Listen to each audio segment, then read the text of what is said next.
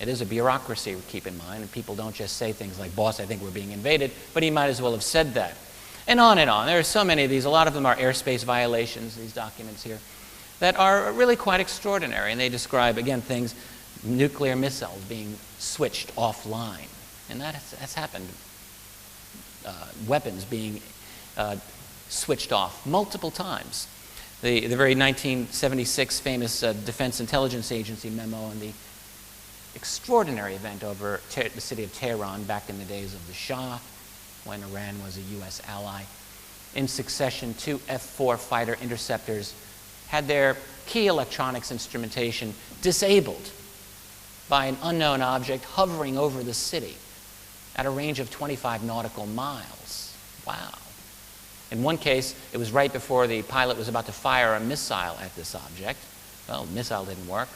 And in another case, the object, the UFO, detached a smaller object, which then, and this is the kicker, started intercepting one of the F-4s.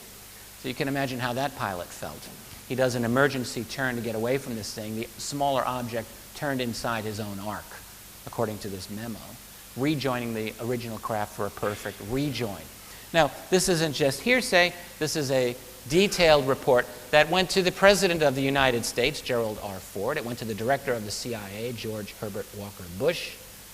And it went to the desk of Henry Kissinger, National Security Advisor. Not a bad trio, and it went much more than that. So what we have, in other words, is a paper trail that's quite substantial.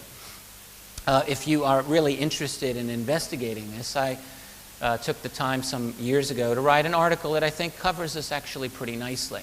For skeptics and believers, I called it 12 documents, not 15 in this case, but 12, proving U.S. government interest in UFOs.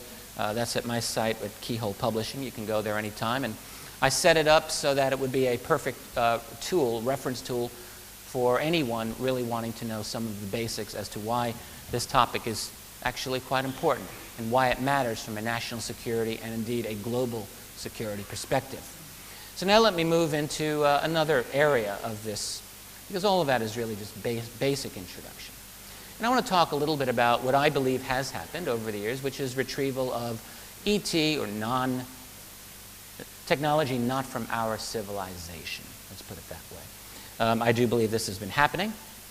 I think that there's very strong evidence for this. Not quite the same